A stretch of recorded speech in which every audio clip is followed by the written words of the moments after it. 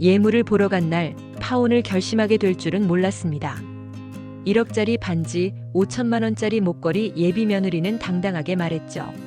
어머니, 결혼은 평생에 한 번이잖아요. 이 정도는 기본이에요. 그리고 그녀는 말했습니다. 시골 촌놈한테 뭘 더 바라겠어요? 그 순간 내 아들의 결혼은 멈춰야 한다고 느꼈습니다.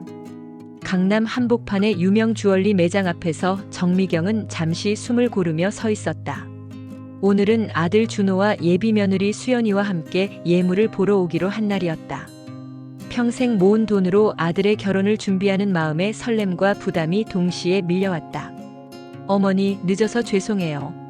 수연이 화려한 브랜드백을 들고 나타났다. 머리부터 발끝까지 명품으로 치장한 모습이 눈에 띄었지만 정미경은 젊은 여자니까 그럴 수 있다고 생각하며 미소를 지었다. 괜찮아요. 준호는 어디 갔나요? 주차하러 갔어요. 금방 올 거예요. 수연은 매장 안을 훑어보며 이미 무언가를 찾고 있는 듯 했다. 매장에 들어서자 반짝이는 다이아몬드와 금으로 가득한 진열장이 눈을 황홀하게 만들었다. 직원이 다가와 정중하게 인사했다. 어서 오세요. 예물을 보러 오셨나요? 네, 그런데. 정미경이 말을 잇기도 전에 수연이 나섰다. 저기 있는 다이아 반지 좀 보여주세요. 그리고 목걸이도요. 직원은 수연이 가리킨 곳을 보고 잠시 당황했다. 아, 그건 저희 매장에서 가장 고가의 제품들인데요. 상관없어요. 일단 보여주세요.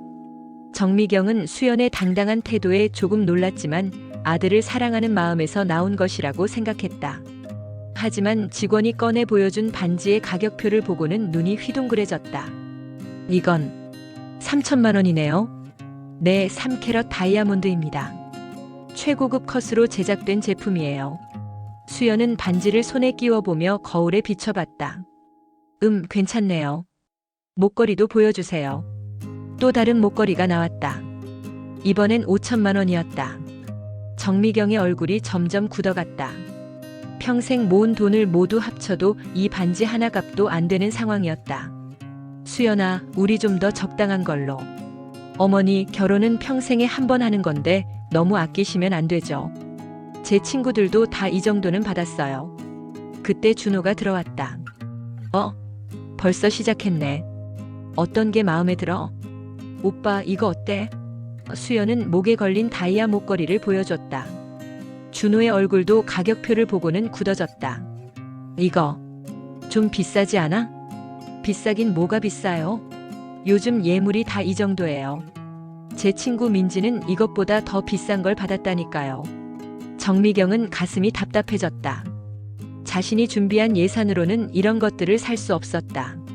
그런데 수연은 마치 당연하다는 듯이 이것저것 골라보고 있었다. 그럼 이것과 이것, 그리고 저기 귀걸이까지 해서 얼마나 되나요? 수연이 직원에게 물었다. 총 1억 2천만 원입니다. 정미경은 현기증을 느꼈다. 1억 2천만 원이라니. 자신이 평생 벌어본 돈보다 많은 액수였다. 수연아, 우리 다른 걸로. 어머니, 설마 이것도 안 사주시려는 건 아니죠? 저희 집안에서는 이 정도는 기본이에요. 어머니가 준호 오빠를 정말 사랑하신다면 며느리에게 이 정도는 해주셔야죠. 수연의 말에는 은근한 협박이 들어있었다. 정미경은 아들을 사랑하는 마음 때문에 어쩔 수 없이 고개를 끄덕일 수밖에 없었다. 하지만 마음 한편으로는 불편함이 자리 잡기 시작했다. 예물을 주문하고 매장을 나온 후 세 사람은 근처 카페에 앉았다. 정미경은 아직도 1억이 넘는 예물값에 대한 충격에서 벗어나지 못하고 있었다. 어머니, 너무 걱정하지 마세요. 좋은 게 좋은 거 아니겠어요? 수연은 아무렇지도 않다는 듯 말했다. 하지만 수연아, 그 돈이면 전세자금으로 써도 되지 않을까? 전세자금이요? 수연의 표정이 순간 차갑게 변했다. 어머니, 저희 집에서는 신혼집은 남자가 준비하는 게 당연하다고 배웠는데요. 게다가 전세가 아니라 아파트를 사셔야죠. 준호가 당황하며 끼어들었다. 수연아, 그건 좀. 오빠도 그러시는 거예요? 저 정말 실망이에요. 제 친구 민지네는 신랑 집에서 강남 아파트를 현금으로 사줬다고요. 그런데 저희는 전세라니. 정미경은 수연의 태도 변화에 당황했다. 평소에 보여주던 착하고 순종적인 모습은 온데간데 없고 마치 다른 사람이 된 것 같았다. 수연아, 우리 형편이 그렇게 넉넉하지 않다는 걸 알잖아. 형편이 안 된다고요? 수연의 목소리가 높아졌다. 그럼 애초에 왜 결혼하겠다고 하셨어요? 결혼은 장난이 아니라고요. 제가 얼마나 많은 걸 포기하고 준호 오빠를 선택한 줄 아세요? 카페 안에 다른 손님들이 힐끔힐끔 쳐다보기 시작했다. 정미경은 당황스러우면서도 창피했다. 조용히 해, 수연아. 사람들이 다 쳐다본다. 지금 그게 중요한 게 아니잖아요. 어머니가 저를 우습게 보시니까 이런 식으로 나오시는 거 아니에요? 그때 수연의 핸드폰이 울렸다. 전화를 받은 수연의 표정이 갑자기 밝아졌다. 응, 민지야. 나 지금 예물 보고 왔어. 뭐? 1억 2천? 응, 맞아. 너희 집에서 2억짜리 샀다고. 진짜? 수연은 전화를 하면서도 정미경과 준호를 흘끔흘끔 쳐다봤다. 마치 자신의 상황을 자랑하려는 듯 했다. 알겠어, 나중에 보여줄게. 응, 바이바이. 전화를 끊은 수연이 다시 말했다. 어머니, 제 친구 민지 말인데요. 시어머니가 2억짜리 예물을 사주셨대요. 그런데 저는 겨우 1억 조금 넘는 걸로. 정미경의 참을성이 한계에 달했다. 수연아, 그럼 민지 엄마한테 가서 시집 가면 되잖아. 어머니, 지금 뭐라고 하신 거예요? 수연의 얼굴이 붉어졌다. 나는 내가 할 수 있는 최선을 다했어. 그런데 내가 계속 이런 식으로 나오면 나도 어쩔 수 없다. 최선이요? 이게 최선이라고요? 어머니, 솔직히 말씀드릴게요. 저희 집에서는 이번 결혼을 별로 달가워하지 않아요. 그래도 제가 준호 오빠를 좋아해서 부모님을 설득한 건데 이런 식이면 저도 다시 생각해봐야겠어요. 준호가 급하게 말했다. 수연아, 그런 말 하지 마. 엄마도 최선을 다하고 계셔. 오빠는 왜 맨날 어머니 편만 드세요? 저는 오빠의 미래 아내인데 이렇게 무시당해도 되는 거예요? 정미경은 수연의 진짜 모습을 보고 충격을 받았다. 평소에 보여주던 착하고 예의 바른 모습은 모두 연기였던 것 같았다. 진짜 모습은 이기적이고 욕심 많은 여자였다.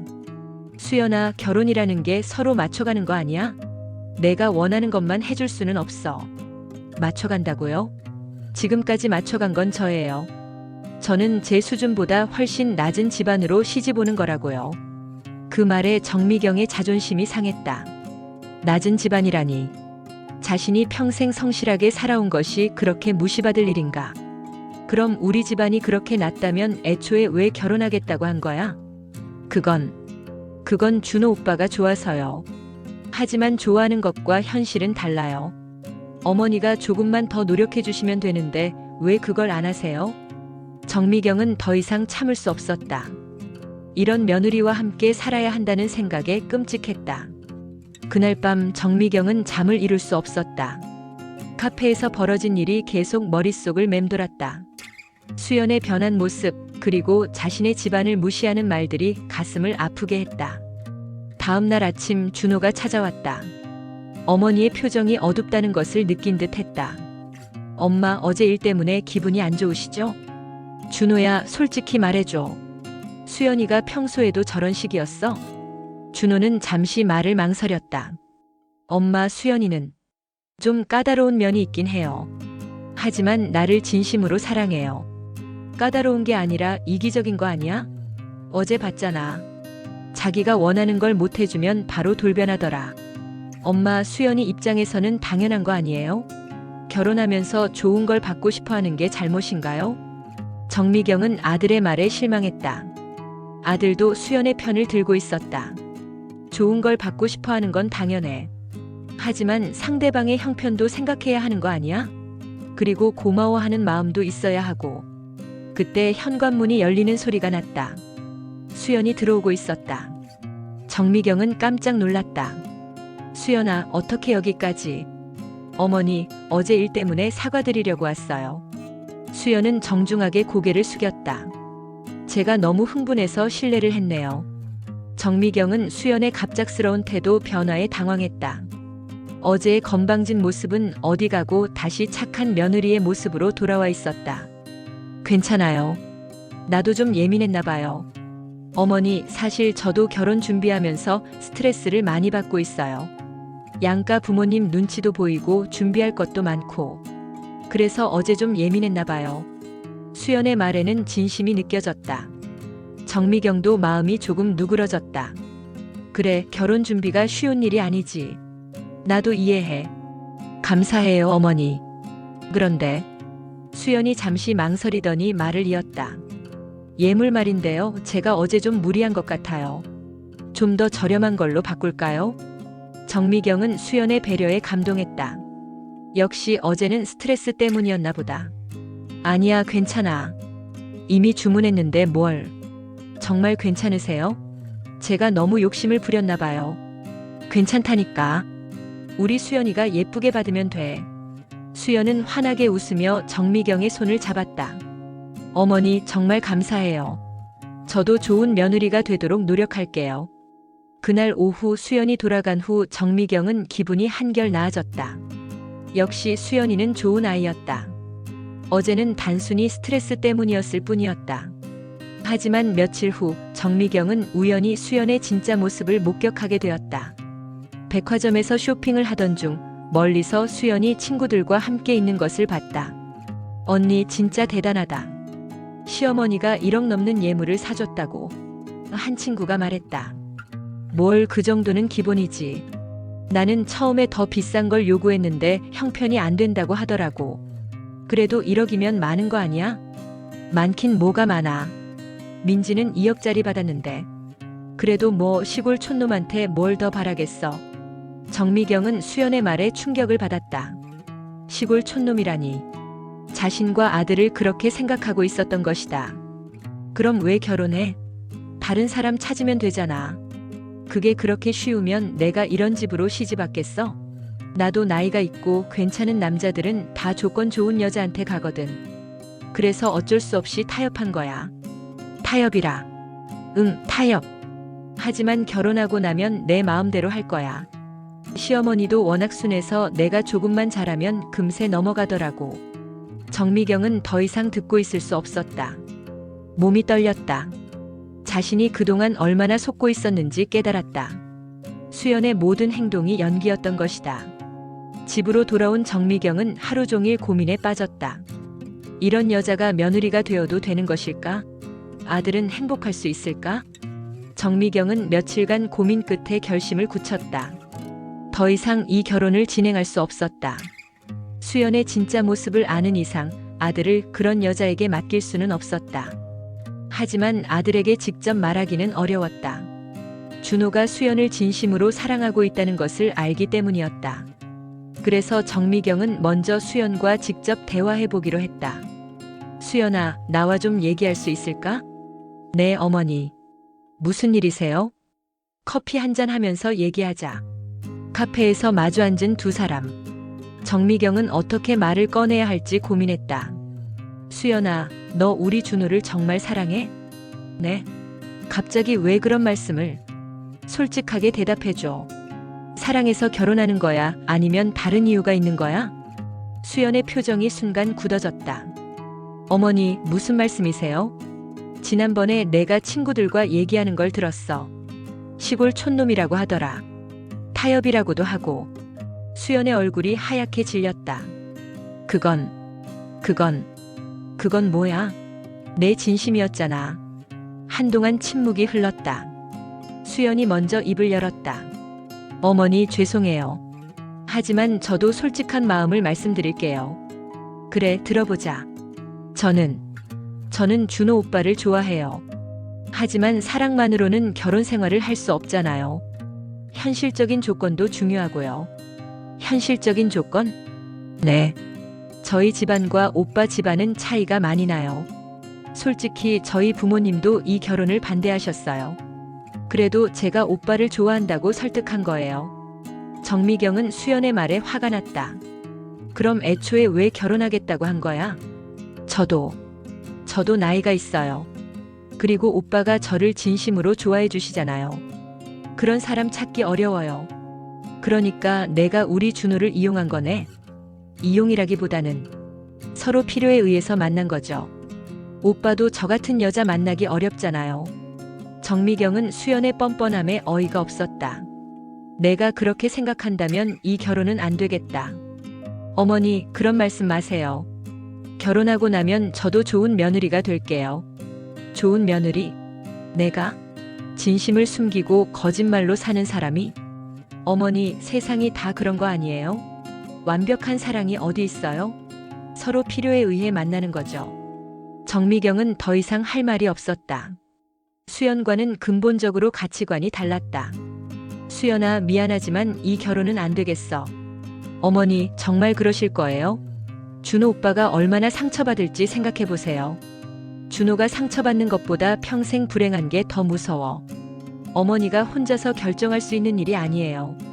오빠 의견도 들어보세요. 들어볼 거야. 하지만 내 생각은 이미 정해졌어. 그날 밤 정미경은 준호를 불렀다. 아들에게 모든 것을 털어놨다. 수연의 진짜 모습, 그리고 자신이 들은 대화까지. 준호는 처음에는 믿으려 하지 않았다. 엄마, 수연이가 그럴 리 없어요. 준호야, 엄마가 거짓말할 이유가 있겠니?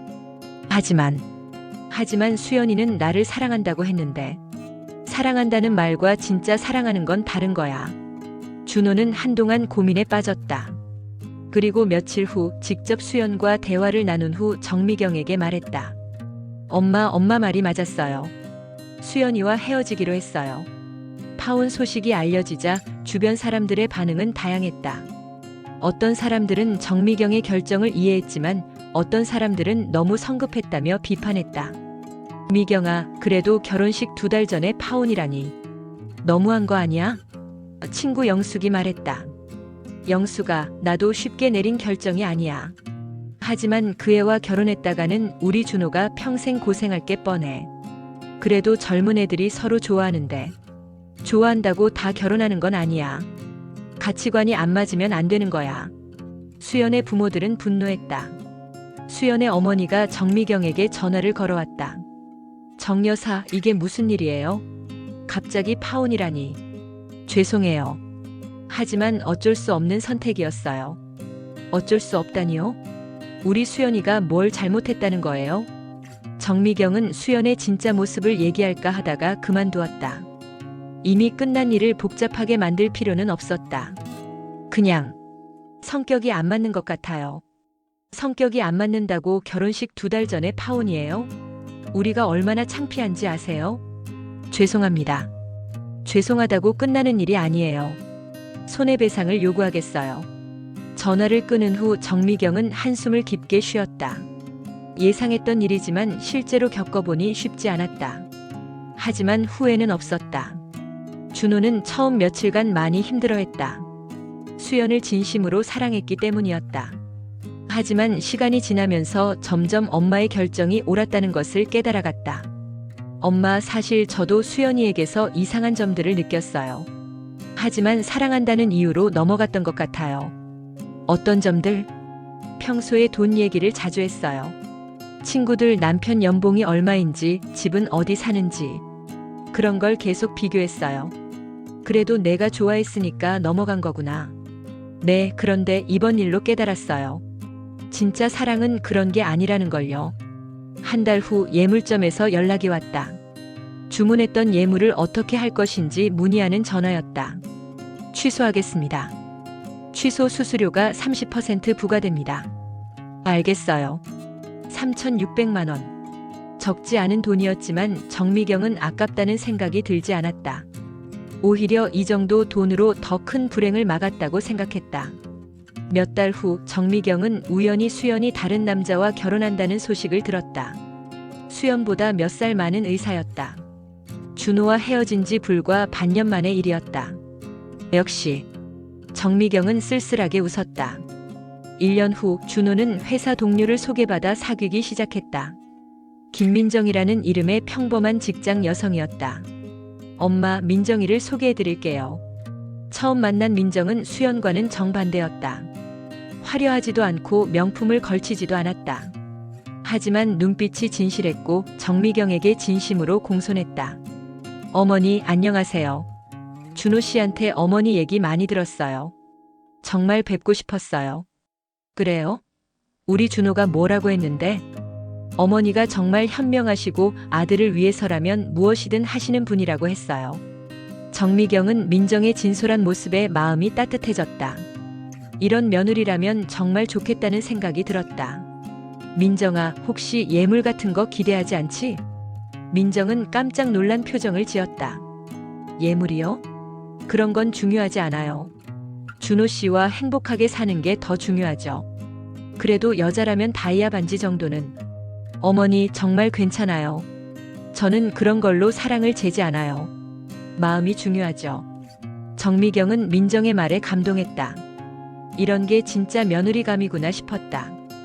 6개월 후 준호와 민정이 결혼을 발표했다. 이번에는 정미경도 마음 편히 결혼 준비를 도울 수 있었다. 예물을 사러 갈 때도 민정은 정미경의 예산에 맞춰서 가장 예쁜 것을 골랐다. 가격은 수연이 고른 것의 10분의 1도 안 됐지만 민정은 진심으로 기뻐했다. 어머니, 정말 예뻐요. 감사해요. 이런 걸로 괜찮겠어? 네, 충분해요. 어머니 마음이 들어있는 게 더 소중해요. 결혼식 날 정미경은 정말 행복했다. 아들도 행복해 보였고 민정도 아름다워 보였다. 무엇보다 진심이 느껴졌다. 피로연에서 민정의 친구들이 다가왔다. 민정아, 반지 좀 보자. 우와, 진짜 예쁘다.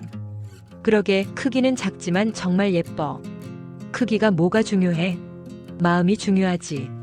친구들의 반응을 보며 정미경은 안도했다. 민정의 친구들도 민정과 비슷한 성격인 것 같았다. 그날 밤 정미경은 1년 전 수연과의 일을 떠올렸다. 만약 그때 참고 넘어갔다면 지금쯤 어떻게 되었을까? 아마 아들은 불행했을 것이고 자신도 매일 스트레스를 받으며 살았을 것이다. 역시 내가 옳은 선택을 했구나. 정미경은 만족스러운 미소를 지었다. 결혼 후 1년 민정은 정말 좋은 며느리가 되었다. 시어머니를 진심으로 모셨고 준호와도 행복하게 지냈다. 무엇보다 정미경에게 감사하는 마음을 잊지 않았다. 어머니, 저 정말 행복해요. 어머니 덕분이에요. 무슨 소리야? 너희들이 서로 잘해서 그런 거지. 어머니가 저를 좋은 며느리로 받아주셔서 감사해요. 어느 날 정미경은 우연히 수연을 마주쳤다. 수연은 임신 중이었다. 어머니, 안녕하세요. 수연이 어색하게 인사했다. 그래, 수연아. 잘 지내니? 네, 결혼하고 잘 지내고 있어요. 그래, 잘 됐다. 어머니, 그때 일은 죄송했어요. 정미경은 수연의 사과에 마음이 조금 누그러졌다. 괜찮아. 다 지난 일이야. 준호 오빠도 재혼했다고 들었어요. 응, 좋은 사람 만나서 행복하게 살고 있어. 다행이에요. 저도 그때 좀 더 성숙했더라면. 수연아, 지금이라도 깨달았으면 된 거야. 앞으로 잘 살아. 헤어진 후 정미경은 복잡한 기분이었다. 수연도 결국 깨달은 것 같았다. 하지만 이미 늦었다. 인생에서 기회는 한 번뿐인 경우가 많다. 집에 돌아와 정미경은 며느리 민정과 아들 준호의 웃음소리를 들었다. 정말 행복해 보였다. 역시 내가 옳은 선택을 했구나. 정미경은 다시 한번 생각했다. 때로는 단호한 결정이 모든 사람을 행복하게 만든다는 것을 깨달았다. 그리고 진짜 사랑과 조건부 사랑의 차이도 확실히 알게 되었다. 민정처럼 진심으로 가족을 사랑하는 사람과 수연처럼 조건을 따지는 사람은 근본적으로 다르다는 것을. 지금 정미경은 정말 행복했다. 좋은 며느리를 얻었고 아들도 행복했다. 무엇보다 자신의 결정에 대해 후회가 없었다. 때로는 용기 있는 선택이 모든 것을 바꾼다는 것을 실감했다. 몇 년 후 정미경은 손자를 안고 있었다. 민정이 낳은 아들이었다. 아이는 할머니를 보며 천진난만하게 웃었다. 할머니가 우리 가족을 지켜주셨어요. 민정이 말했다. 무슨 소리야? 너희들이 잘해서 그런 거지. 하지만 정미경은 마음속으로 생각했다. 정말 내가 옳은 선택을 했구나. 만약 그때 수연과 결혼했다면 이런 행복은 없었을 것이다. 인생에서 가장 중요한 것은 용기 있는 선택이라는 것을 정미경은 깨달았다. 그리고 그 선택이 가져다준 행복을 매일 느끼며 살아가고 있었다.